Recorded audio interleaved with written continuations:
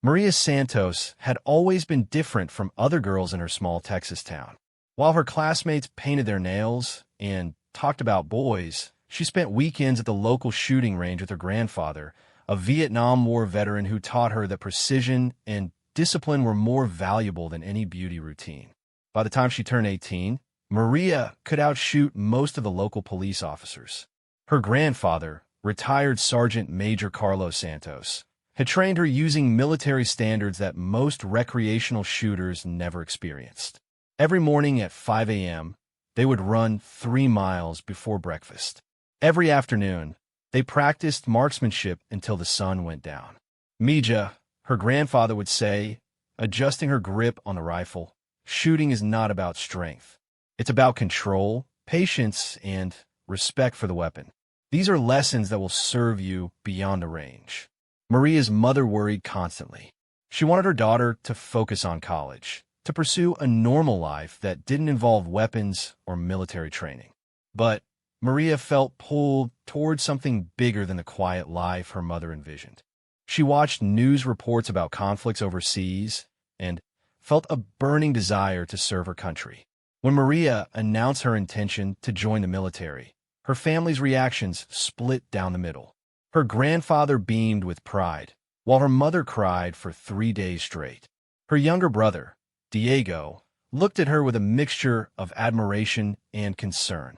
You know, they're not going to make it easy for you, Diego warned her one evening as they sat on their front porch. The military is still mostly men, and some of them don't think women belong in combat roles. Maria's jaw tightened with determination. Then, I'll prove them wrong.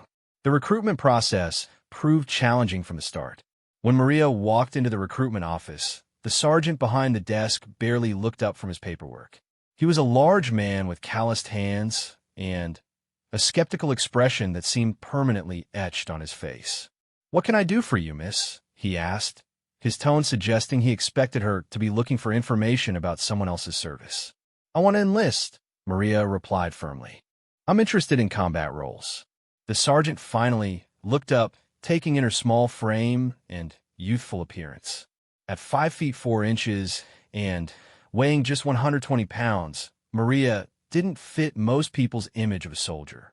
The sergeant's expression shifted from disinterest to barely concealed amusement. "Combat roles," he repeated. "Have you considered our administrative positions? We have excellent opportunities in communications, logistics, medical support." "I want combat training," Maria insisted. "I'm qualified for it." The sergeant leaned back in his chair, studying her more carefully.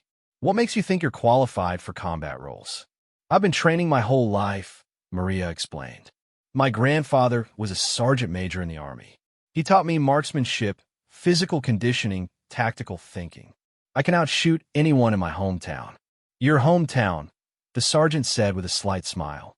"And where might that be?" "Eagle Pass, Texas.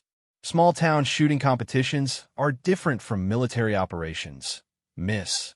Combat requires physical strength, mental toughness, and the ability to function under extreme stress. Are you sure you wouldn't be more interested in supporting our combat troops from behind the scenes?" Maria felt heat rising in her cheeks, but her grandfather's training kicked in. "Stay calm. Never let emotion cloud your judgment." She reached into her backpack and pulled out a folder containing her shooting competition records, physical fitness test scores, and letters of recommendation from local law enforcement officers who had trained with her. "With respect, Sergeant, I believe my records speak for themselves." The sergeant flipped through the documents, his eyebrows rising slightly as he read. Maria had won the state youth marksmanship championship 3 years running. She held qualifying scores that exceeded military standards in multiple weapons categories. Her physical fitness scores placed her in the top 5% of her age group, regardless of gender. "These are impressive," he admitted, "but competition shooting and military service are very different things. In combat, people are shooting back at you." "I understand that," Maria replied. "That's why I want proper military training. I want to learn from the best, to serve alongside the best." The sergeant studied her for a long moment. Something in her steady gaze and calm demeanor seemed to shift his perspective slightly. "All right," he said finally. "Let's talk about your options." The conversation that followed would change the trajectory of Maria's life. The sergeant explained the various military occupational specialties available to her, the training requirements, and the physical and mental demands she would face. He also warned her about the challenges she would encounter as a woman in combat roles. "I'm not going to sugarcoat this for you," he said. "Some of your fellow soldiers will doubt your abilities from day one. Some will resent your presence. You'll have to work twice as hard to get half the recognition. Are you prepared for that?" "I've been dealing with that my whole life," Maria answered. "The only difference is that now I'll be wearing a uniform while I prove them wrong." 3 weeks later, Maria found herself on a bus heading to basic training at Fort Benning, Georgia. Her mother had cried again when she left, but her grandfather had stood proud and tall as he hugged her goodbye. "Remember everything I taught you," he whispered in her ear. "But more importantly, remember who you are. Don't let anyone convince you that you're less capable than you know yourself to be." Basic training proved every bit as challenging as Maria had expected. The drill instructors seemed determined to break her spirit from the first day. They questioned her motivation, her physical capabilities, and her mental toughness. During the initial fitness assessments, several male recruits openly speculated about how long she would last. "I give her 2 weeks," one particularly vocal recruit announced during their first evening in the barracks. "She'll be crying for her mommy and washing out before we even get to weapons training." Maria said nothing, but she made a mental note of his words. She had learned from her grandfather that the best response to doubt was consistent, undeniable performance. The weeks that followed tested every aspect of Maria's preparation.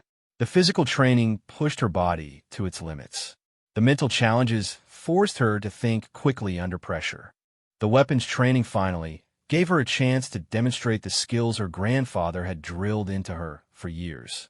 It was during the 3rd week of training that Maria first caught the attention of her drill instructor, Staff Sergeant Williams. The company was conducting marksmanship training, and recruits were struggling to meet minimum qualifying scores. One after another, they failed to hit their targets at the required distances. When Maria's turn came, she approached the firing line with the calm confidence her grandfather had taught her. She checked her weapon, adjusted her position, and fired a series of shots that created a tight grouping in the center of her target.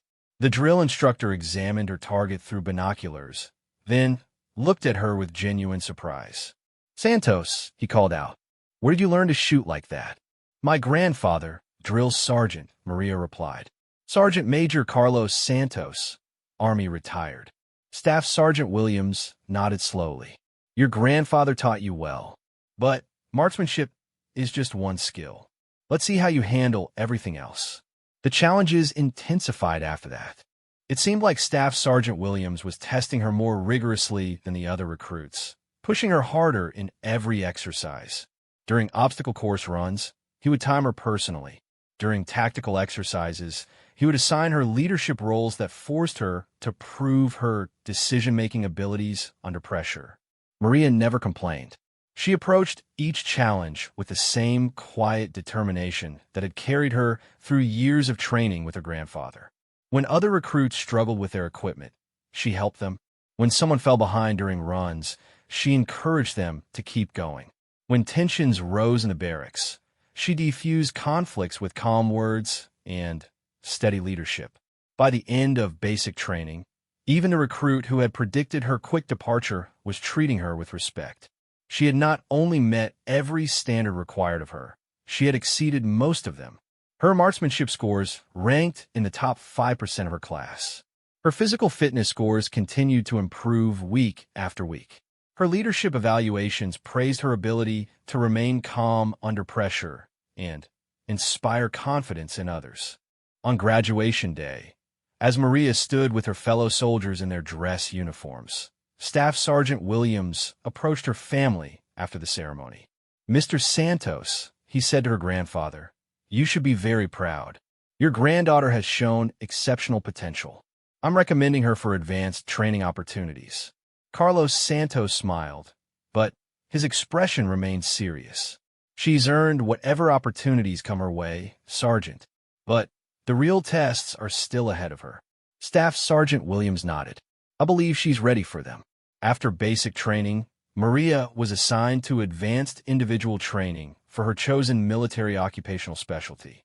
She had qualified for several elite programs, but she chose infantry training, knowing it would put her on the most direct path to combat roles.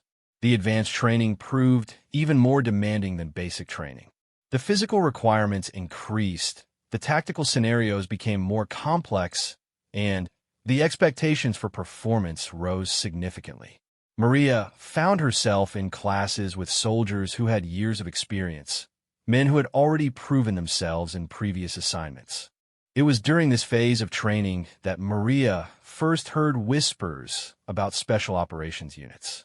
Instructors would occasionally mention soldiers who had gone on to serve with Rangers, Special Forces, or even more elite units. These were presented as almost mythical achievements, goals that only the most exceptional soldiers could hope to reach. Maria listened to these stories with growing interest. The idea of serving alongside the military's most elite operators appealed to her sense of purpose and her desire to test herself against the highest standards. But she also understood that such opportunities would require her to prove herself beyond any doubt. The breakthrough moment came during a particularly challenging field exercise. The scenario involved a simulated hostage rescue operation, with students assigned to different roles within the mission. Maria found herself designated as a sniper, responsible for providing overwatch and eliminating specific threats to allow the rescue team to succeed. The exercise took place at night, in rough terrain that made movement difficult and target identification challenging. Maria had to navigate to a position that provided adequate fields of fire while remaining undetected by the opposing force. Once in position, she had to wait for several hours, maintaining focus and readiness while her teammates maneuvered into their assault positions.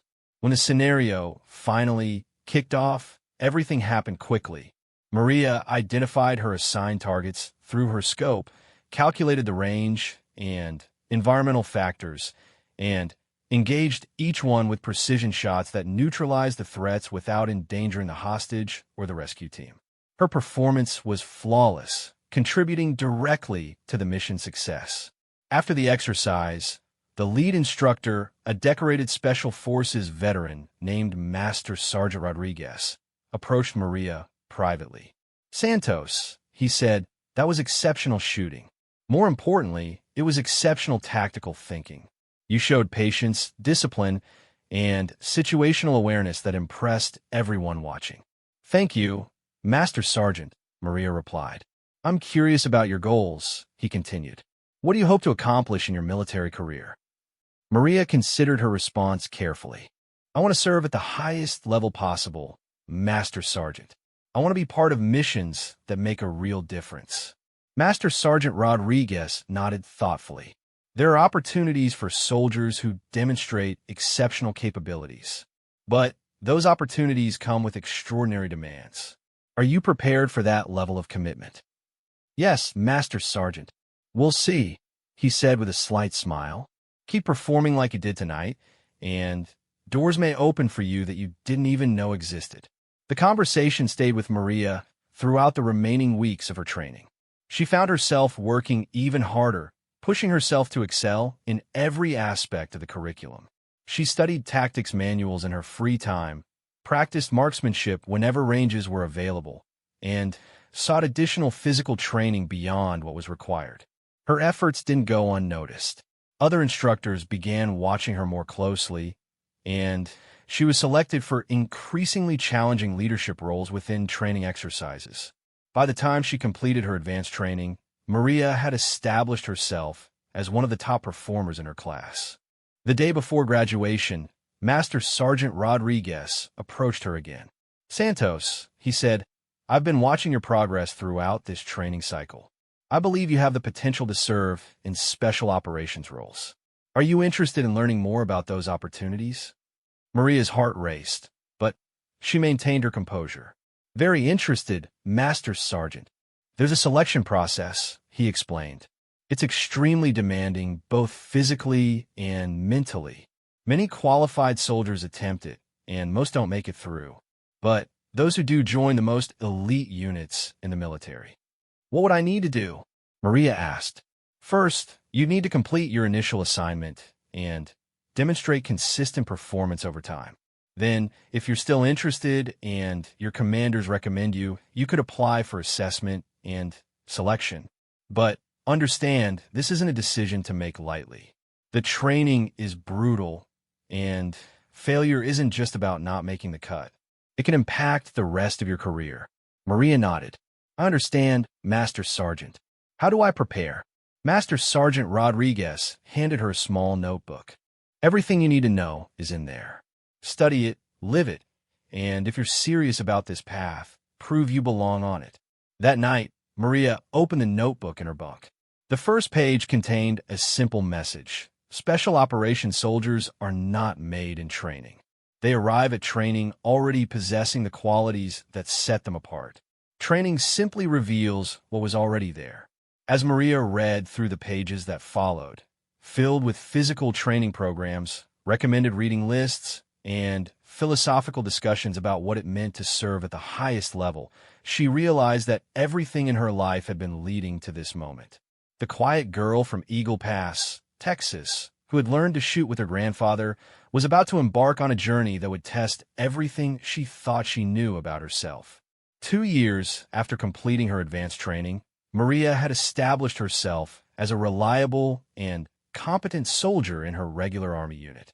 She had deployed twice to overseas locations, where she had performed her duties with distinction and earned the respect of her fellow soldiers. But the notebook Master Sergeant Rodriguez had given her remained on her bedside table, a constant reminder of the path she still wanted to pursue. During her second deployment, Maria had worked alongside soldiers from various special operations units. She observed their professionalism, their advanced capabilities, and their unwavering commitment to mission success. These interactions only reinforced her desire to join their ranks, but they also showed her how much more she needed to develop.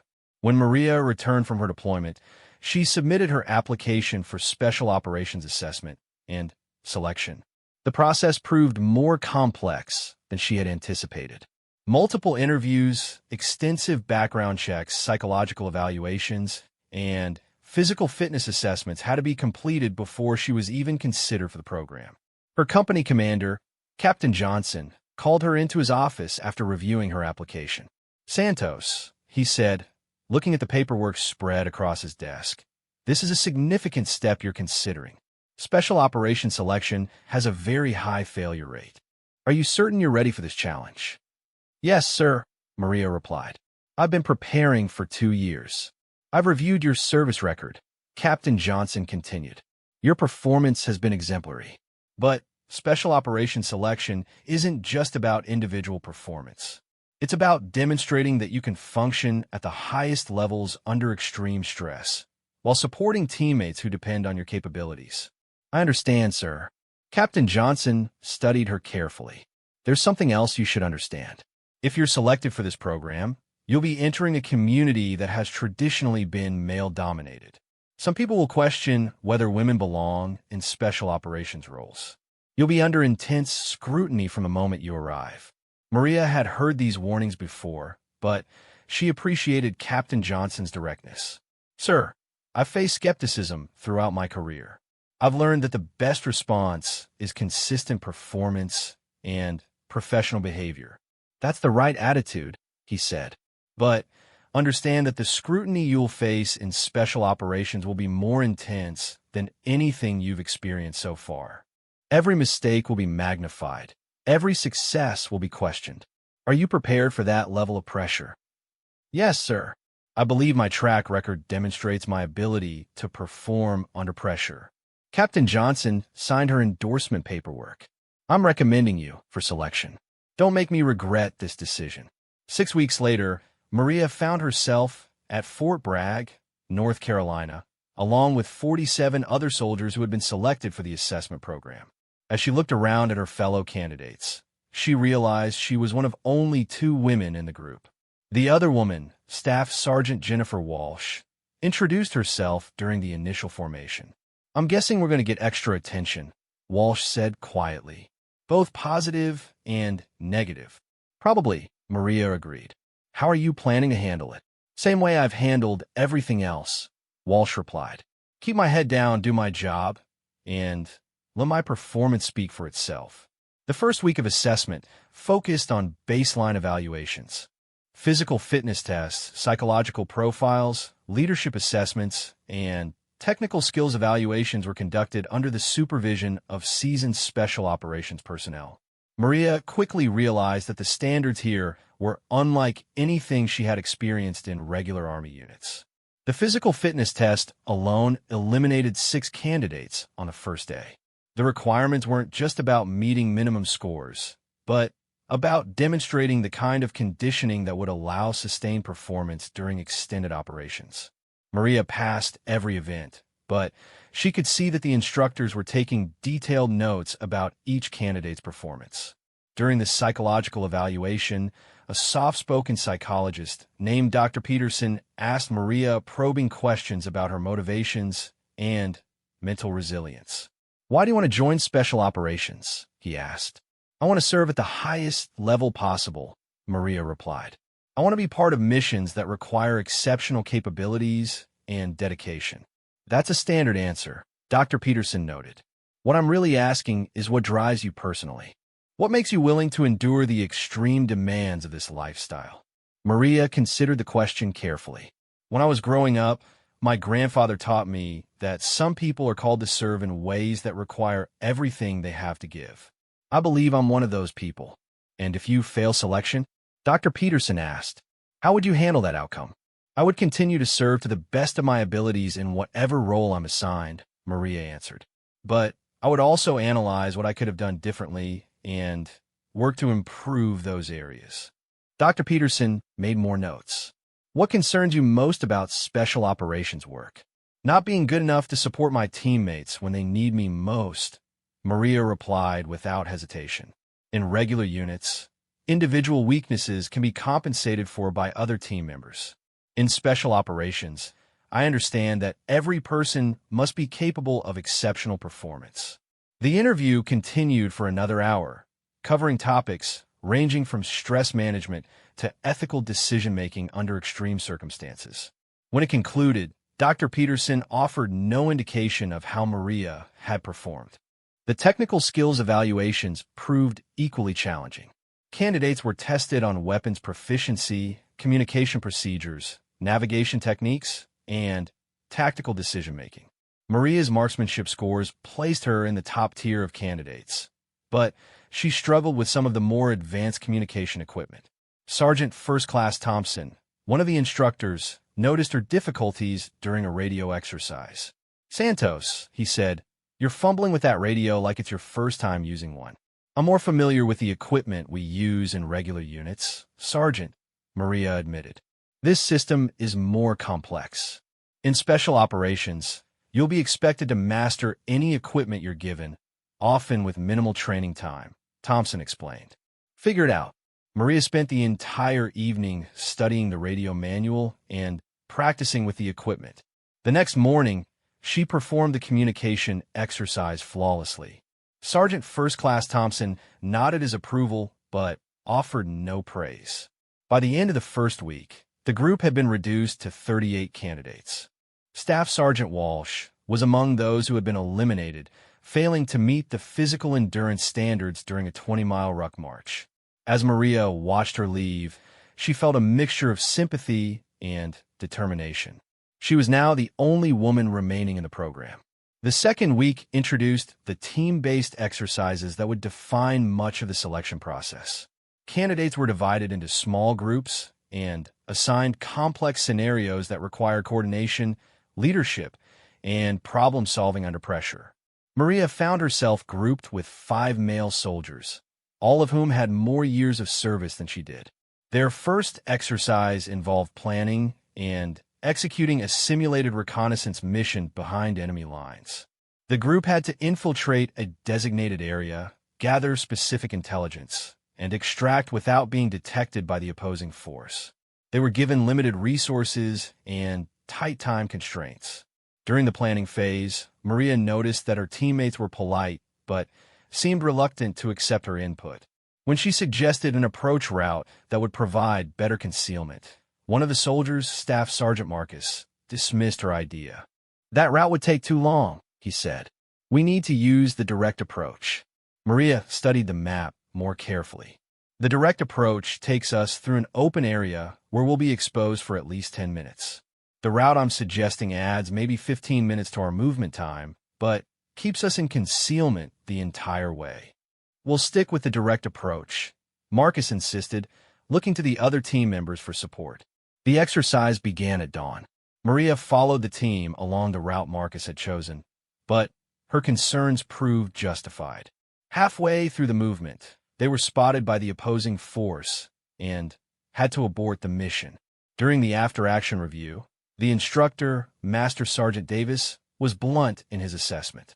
"This team failed because they chose speed over security," he said. "In real operations, that kind of mistake gets people killed. Santos, you identified the correct approach during planning. Why didn't you insist on it?" "I presented my recommendation, Master Sergeant," Maria replied. The team leader made the final decision. In special operations, everyone is expected to contribute to mission success. If you see a better way, you have an obligation to your teammates to make your case. Being polite is less important than being right. The feedback stung, but Maria understood the lesson. In subsequent exercises, she was more assertive in presenting her ideas, even when it created tension with teammates who weren't used to being challenged by someone they saw as junior to them. The third exercise proved to be a turning point. The scenario involved a hostage rescue operation that required precise coordination between multiple elements. Maria's team was assigned to provide sniper support for the assault team. The setup was complex with multiple buildings, civilian areas, and strict rules of engagement. During the planning phase, Maria identified several potential sniper positions but recommended against the most obvious location. "This position gives us the best fields of fire," she explained to her teammates, pointing to a spot on the map, "but it's also the most predictable. The opposing force will expect snipers there and will either avoid it or target it first." This time, Staff Sergeant Marcus listened to her reasoning. "What are you recommending?" "This position," Maria indicated a different location, "gives us adequate coverage of the target area while being less obvious. We'll have to move between two positions during the operation, but it reduces our vulnerability." The team agreed to use Maria's plan. When the exercise commenced, Maria found herself in the primary sniper position with Staff Sergeant Marcus as her spotter. The responsibility was immense. The success of the entire operation depended on her ability to neutralize specific threats at precise moments. As the assault team moved into position, Maria tracked multiple potential targets through her scope. When the operation began, everything happened quickly. She had to make split-second decisions about which targets posed the greatest threat to her teammates while avoiding civilian casualties. Her first shot eliminated a guard who had spotted the assault team's approach. Her second shot neutralized a sniper in the opposing force who was targeting the rescue team. Throughout the operation, she provided accurate and timely fire support that allowed the mission to succeed. During the after-action review, Master Sergeant Davis addressed the entire group of candidates. This exercise demonstrated the difference between adequate performance and exceptional performance, he said. Santos identified the optimal sniper positions during planning, then executed her role flawlessly during the operation. Her shooting was precise, her decision-making was sound, and her support enabled mission success. For the first time since arriving at selection, Maria felt that she had truly demonstrated her capabilities. But she also understood that this was just one exercise among many, and that the standards would continue to increase. The fourth week brought the most challenging phase of selection, the individual exercises designed to test each candidate's ability to function alone under extreme stress. Candidates were given complex scenarios with minimal guidance, and expected to plan and execute solutions independently. Maria's individual exercise involved infiltrating a simulated enemy compound, gathering specific intelligence, and extracting without detection. She had to plan her approach, execute the mission, and adapt to unexpected complications that arose during the operation. The compound was heavily defended, with multiple layers of security and patrol patterns that changed throughout the exercise.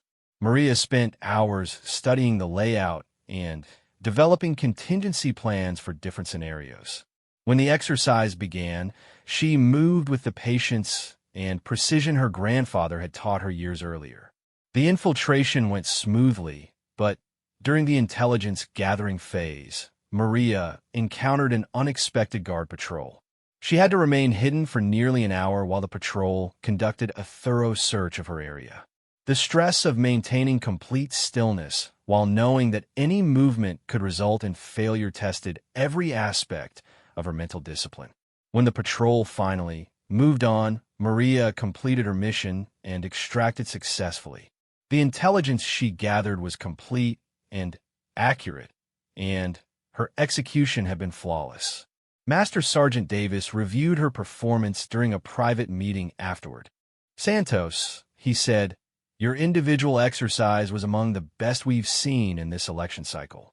You demonstrated tactical patience, situational awareness, and the ability to adapt under pressure. These are essential qualities for special operations work." "Thank you, Master Sergeant," Maria replied. "But there's something else we need to discuss," he continued. "Your performance throughout this program has been exceptional, but you're going to face unique challenges if you're selected for a special operations unit. Are you prepared for that?" "I believe so, Master Sergeant. The men you'll serve with will be some of the most professional soldiers in the military, but they're also human.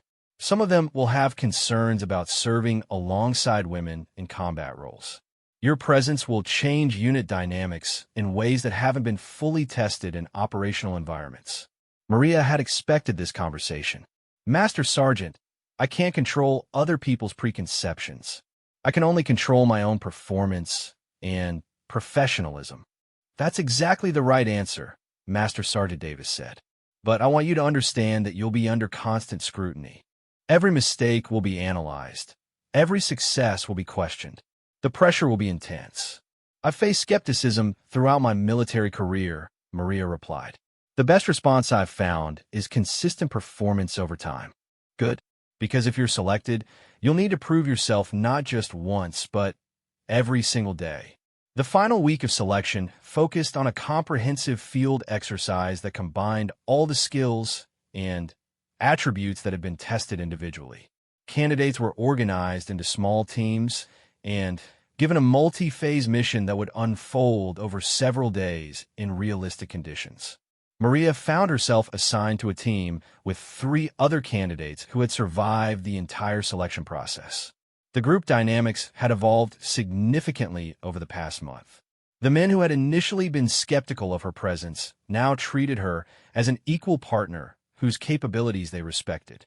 The field exercise began with a parachute insertion into rough terrain, followed by a series of objectives that had to be completed in sequence. The team had to navigate through hostile territory, gather intelligence, conduct direct action missions, and coordinate with supporting elements. Throughout the exercise, Maria's role shifted based on the specific requirements of each phase. She served as a sniper during reconnaissance missions, as a team leader during movement phases, and as a communication specialist during coordination activities. Her versatility and consistent performance proved essential to the team's success. On the final day of the exercise, the team received an urgent mission that required immediate response. A simulated downed aircraft scenario demanded rapid movement to a crash site, medical treatment of casualties, and extraction under fire. The scenario was designed to test decision-making under extreme time pressure. Maria found herself in a leadership role as the team responded to the emergency.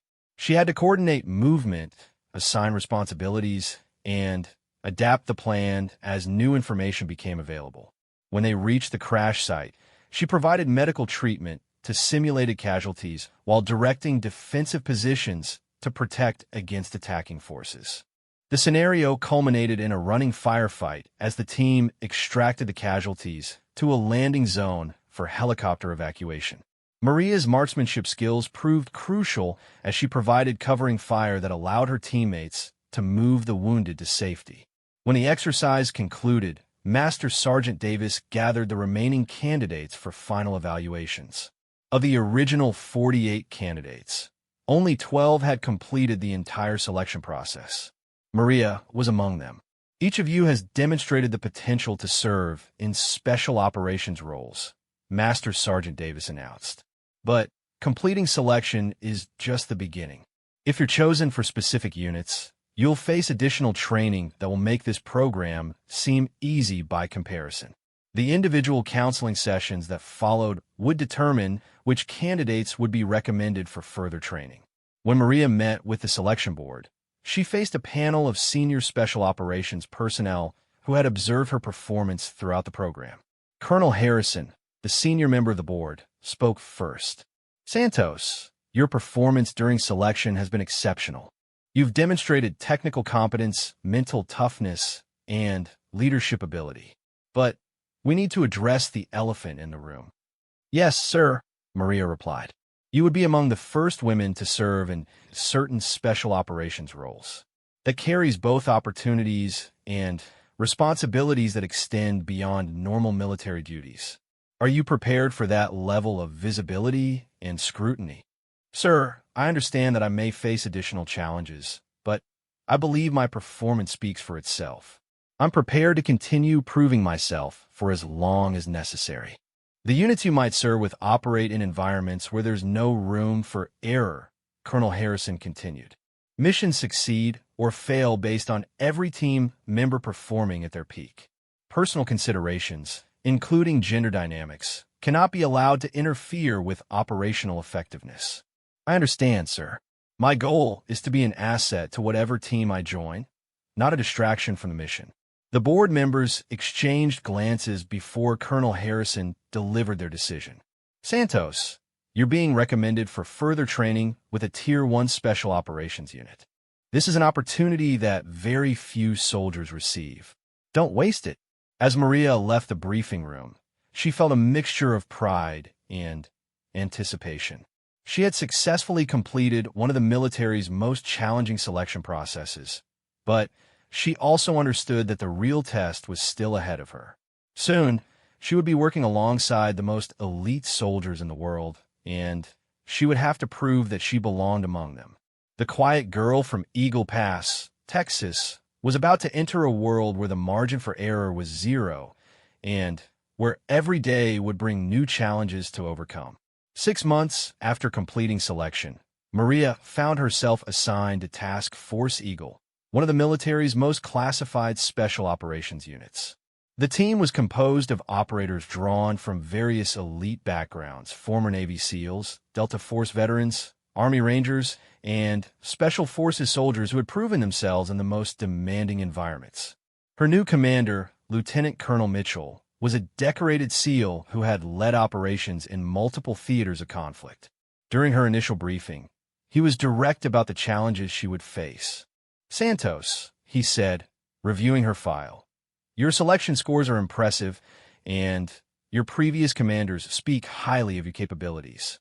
But this unit operates at a different level than anything you've experienced. The missions we undertake require absolute trust between team members." "Understand, sir," Maria replied. "I'm not sure you do," Lieutenant Colonel Mitchell continued. "In regular units, soldiers can afford to have doubts about each other's abilities.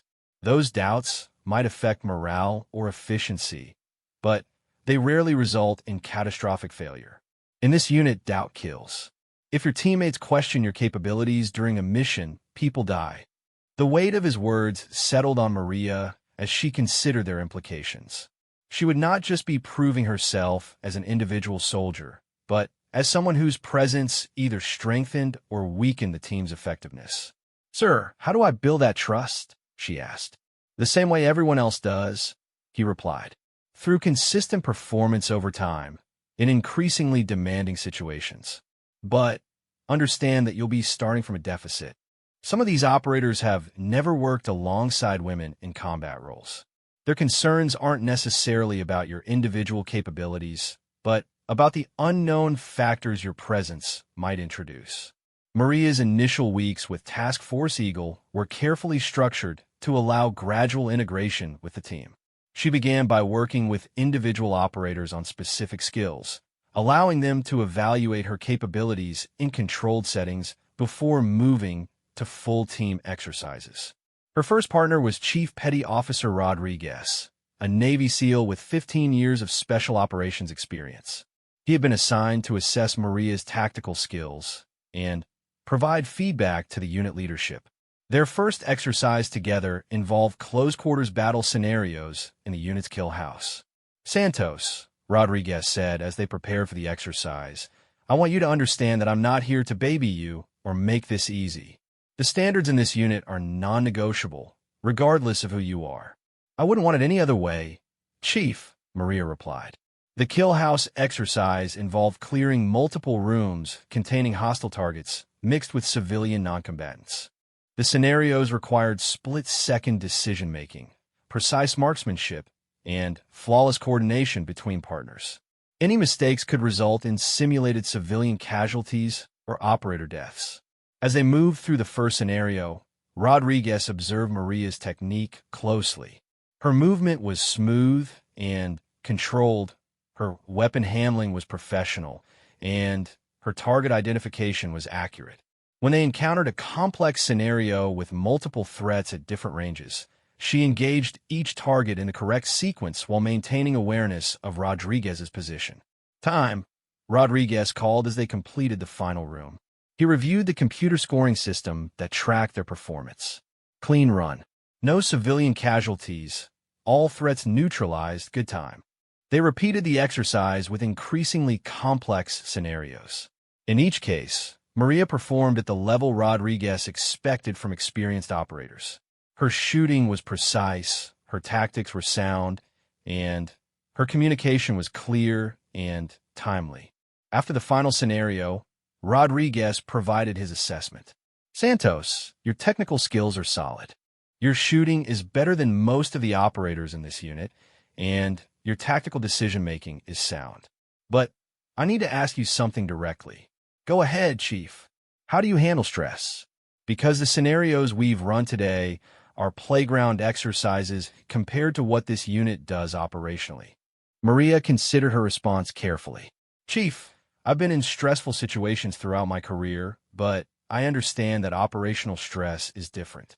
I can't claim to know how I'll react until I've experienced it. What I can tell you is that stress has always improved my focus rather than degrading it." Rodriguez nodded. "That's honest. And honesty is crucial in this unit. If you ever feel overwhelmed or uncertain about your capabilities during a mission, you need to communicate that immediately. Lives depend on accurate self-assessment." "Understood, Chief." Over the following weeks, Maria worked with different team members on various aspects of Special Operations tradecraft. She trained with Master Sergeant Williams on advanced marksmanship, learning techniques for long-range precision shooting that went far beyond anything she had experienced. She worked with Staff Sergeant Jackson on explosive ordnance procedures, mastering the skills needed to breach obstacles and neutralize threats. Each training session was both an opportunity to develop new capabilities and a test of her ability to integrate with the team. The operators she worked with were professional but reserved, clearly evaluating her performance against their own standards. The breakthrough came during a particularly challenging exercise involving hostage rescue in a maritime environment. The scenario required the team to approach a hijacked vessel by water, board it covertly, neutralize multiple hostiles, and rescue civilian captives without casualties. Maria was assigned as the team's designated marksman, responsible for providing precision fire support during the assault phase. The exercise took place at night in rough seas, with limited visibility and unstable shooting platforms.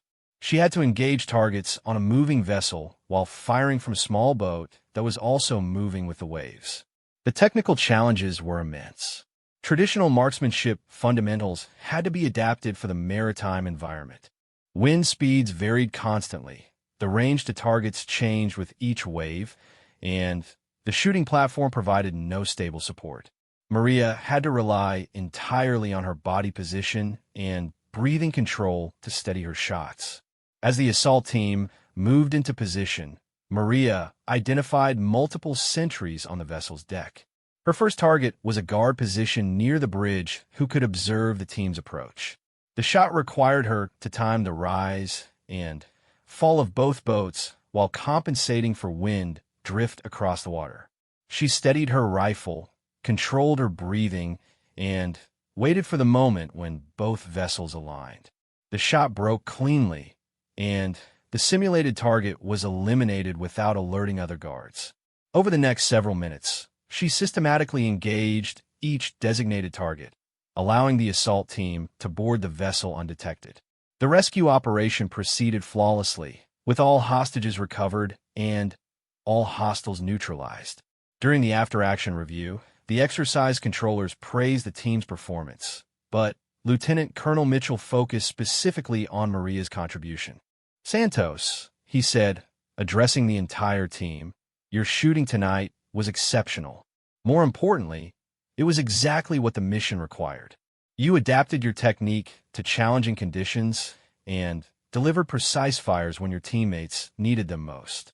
For the first time since joining the unit, Maria sensed a shift in how her teammates viewed her. The reserved politeness was replaced by genuine respect, and she began to notice that they sought her input during planning sessions rather than simply tolerating her presence. Chief Petty Officer Rodriguez approached her after the exercise. "Santos, that was solid shooting tonight. I've seen a lot of operators struggle with maritime environments, but you adapted quickly and performed under pressure." "Thank you, Chief. It felt good to contribute to the team's success." Her technical skills were no longer in question, and her teammates began to appreciate the unique perspectives she brought to mission planning and execution. During a complex urban warfare exercise, Maria identified a tactical approach that had been overlooked by the rest of the team. The scenario involved clearing a multi-story building where hostiles were holding defensive positions on multiple levels. The traditional approach would have required the team to fight through each floor sequentially, exposing them to significant risk. What if we approach from multiple directions simultaneously? Maria suggested during the planning phase. If we split into two elements and coordinate our assault, we can prevent the hostiles from concentrating their fires. Master Sergeant Williams considered her proposal. That requires precise timing and communication. If one element gets ahead of the other, we could end up in a crossfire situation. "True," Maria agreed, "but the alternative is a frontal assault against prepared positions. We'll take casualties either way, but the coordinated approach gives us better odds of success." The team decided to implement Maria's plan. The exercise required split-second timing as both assault elements moved simultaneously through the building, communicating constantly to maintain coordination and avoid fratricidal incidents. The execution was flawless. By attacking from multiple directions, the team prevented the defending force from establishing effective defensive positions. The building was cleared quickly and efficiently, with minimal simulated casualties among the assault team. Lieutenant Colonel Mitchell's assessment after the exercise was particularly significant. "Santos, your tactical innovation tonight demonstrated exactly the kind of thinking this unit values. You identified a better approach, articulated it clearly, and executed it successfully. That's what we expect from every member of this team." The praise meant more to Maria than any individual recognition she had received because it acknowledged her contribution to collective success. She was no longer the new team member trying to prove herself, but an integral part of the unit's capability. 6 months into her assignment with Task Force Eagle, Maria received her first operational deployment. The mission involved supporting a larger operation in a classified location, where the team would provide specialized capabilities that regular forces could not deliver. The pre-deployment briefings revealed the mission's complexity. Multiple agencies were coordinating to achieve objectives that required precise timing and flawless execution. Task Force Eagle would be responsible for the most challenging aspects of the operation, working in small teams under extreme risk conditions. During the final planning session, Lieutenant Colonel Mitchell addressed the entire unit. This operation will test everything we've trained for. The margin for error is zero, and the consequences of failure extend far beyond our immediate mission. Every person in this room must perform at their peak. As Maria prepared her equipment and reviewed her assigned responsibilities, she felt the weight of the moment. This would be her first opportunity to prove herself in actual operations, where the skills she had developed over years of training would be tested in conditions where failure could have serious consequences. The deployment itself was unlike anything Maria had experienced in her previous military assignments. The team operated with resources and authorities that reflected the critical nature of their mission. Every aspect of their preparation was designed to maximize their chances of success, while minimizing the risk of detection or compromise. Maria's role in the operation involved providing precision marksmanship support for multiple phases of the mission. She would be responsible for eliminating specific threats that could compromise the team's approach, maintaining overwatch during critical activities, and providing covering fire during the extraction phase. The technical demands were substantial. The shots she would need to make were at extended ranges, in variable lighting conditions, with strict requirements to avoid collateral damage. Any mistakes could result in mission failure or team casualties. On the night of the operation, Maria found herself positioned on a rooftop overlooking the target area. She had spent hours studying the terrain, calculating range and wind conditions, and identifying primary and alternate firing positions. Her equipment had been meticulously prepared and tested. As the mission commenced, Maria tracked the movement of her teammates through her scope while simultaneously monitoring potential threats in the target area. The operation unfolded exactly as planned for the first several phases, with each element executing their responsibilities on schedule. The critical moment came when an unexpected patrol appeared in the target area, threatening to compromise the assault team's approach. Maria identified the threat through her scope and realized she had seconds to neutralize it before the patrol detected her teammates. The shot required absolute precision. The target was moving through an area where civilians might be present, and the angle of fire had to be calculated to ensure the bullet's path would not endanger anyone beyond the intended target. Maria controlled her breathing, confirmed her sight picture, and fired. The target was eliminated instantly, allowing the assault team to continue their approach without detection. The operation proceeded successfully through all remaining phases, achieving every objective without casualties or compromise. During the post-operation debrief, the mission commanders reviewed each element's performance in detail. When they addressed Maria's contribution, their assessment was unequivocal. Santos, the mission commander, said, "Your shot tonight prevented potential mission failure and possible team casualties. Your technical execution was flawless, and your decision-making under pressure was exactly what the situation required." Lieutenant Colonel Mitchell added his own assessment. "Santos has proven herself operationally. She performs under pressure, contributes to mission success, and demonstrates the judgment we require from every member of this unit." But the most meaningful recognition came from her teammates themselves. As the team prepared to return to their base, Chief Petty Officer Rodriguez approached Maria privately. "Santos," he said, "I need to tell you something. When you first joined this unit, I had concerns about how a woman would fit into our operations.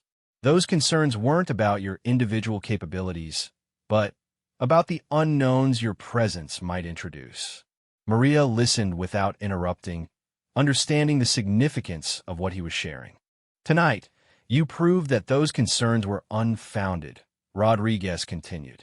"You performed exactly as we needed you to perform when we needed you to perform. That's all any of us can ask from a teammate." As the months passed, Maria's integration with Task Force Eagle became complete.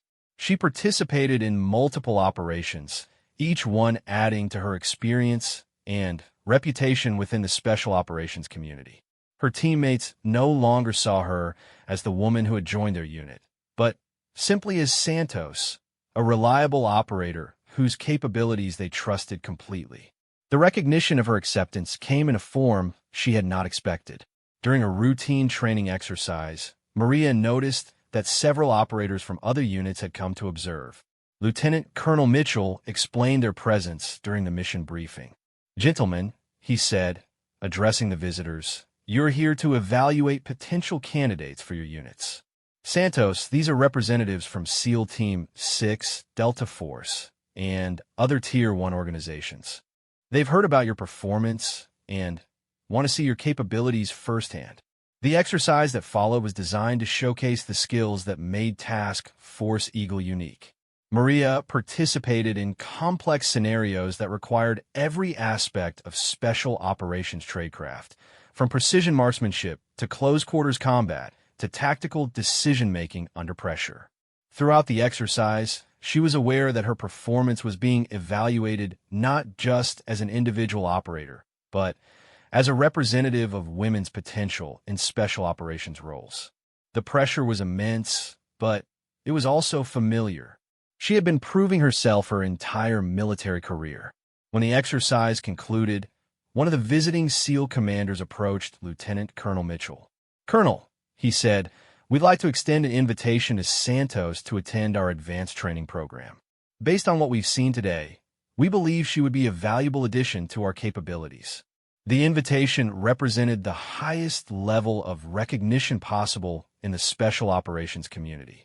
SEAL Team 6 was the most elite unit in the military, and their training program accepted only the most exceptional operators. Lieutenant Colonel Mitchell turned to Maria. "Santos, this is your decision. You've proven yourself with this unit, and you have a home here for as long as you want it. But this opportunity represents the pinnacle of special operations service." Maria considered the offer carefully. She had achieved everything she had set out to accomplish when she first enlisted. She had proven that women could serve successfully in the most demanding military roles. She had earned the respect of the most elite soldiers in the world. "Sir," she said finally, "I appreciate the recognition, but I'd like to continue serving with Task Force Eagle. This team gave me the opportunity to prove myself, and I believe I can continue contributing to our mission here." The decision surprised everyone present, but Lieutenant Colonel Mitchell nodded his understanding. "Santos, that's exactly the answer I would expect from a true operator. Mission first, personal recognition second." As the visiting commanders departed, Chief Petty Officer Rodriguez joined Maria as she cleaned her equipment. "Santos," he said, "you just turned down an opportunity that most operators would kill for." "Why?" Maria looked up from her rifle, considering her response. "Chief, when I started this journey, I wanted to prove that I belonged among the best soldiers in the military. Tonight, I realized that I don't need anyone else's validation to know that I've achieved that goal." "What do you mean?" "The fact that SEAL Team 6 invited me to their program proves that I've already earned recognition from the people whose opinions matter most," Maria explained. "But more importantly, I've proven it to myself. That's all I ever really needed." Rodriguez smiled. "Santos, that's the mark of a true professional. You've gone from being the person who had to prove herself to being the standard others will be measured against." As Maria finished preparing her equipment for the next day's training, she reflected on the journey that had brought her to this moment. The quiet girl from Eagle Pass, Texas, who had learned to shoot with her grandfather, had become an elite special operations soldier whose capabilities were recognized and respected at the highest levels of the military. But more than that, she had opened doors for other women who would follow in her path. Her success had proven that gender was not a determining factor in special operations capability, and that the only standards that mattered were performance, dedication, and the ability to contribute to mission success. The mark of excellence she had earned was not visible on her uniform or recorded in any official document. It existed in the trust of her teammates, the respect of her commanders, and the knowledge that she had achieved everything she had set out to accomplish through years of dedicated effort and unwavering commitment to excellence. When people asked for evidence of her qualifications, that mark spoke louder than any credential or award ever could. It was the mark that even the elite SEALs acknowledged because it represented something that could not be taught or inherited, the proven ability to perform at the highest level when everything was on the line.